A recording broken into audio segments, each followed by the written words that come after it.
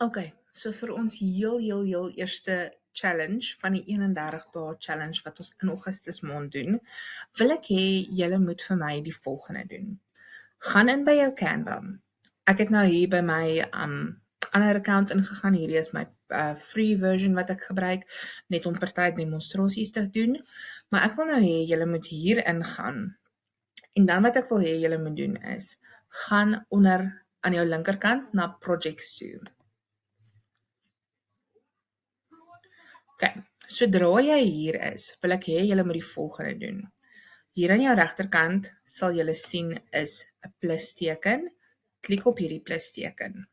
Dan wat ek wil hê julle moet doen is new folder. Ons gaan hierdie folder noem 31 day challenge.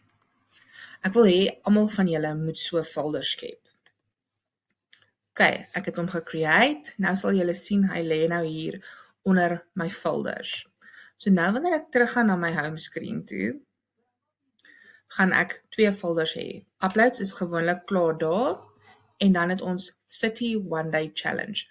In hierdie folder gaan ons hierdie 31 dae challenges doen. So wat ek volgende gaan suggest is om hom te staar.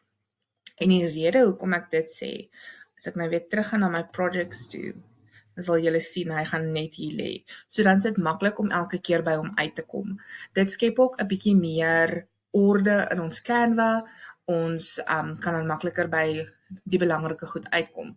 Nou julle kan hierdie metode gebruik vir enigiets. Kom ons sê julle wil 'n folder oopmaak vir net jou digitale produkte. Dan gaan julle presies dit doen wat ek nou vir julle gewys het. En dan kan julle dit altyd hier kry.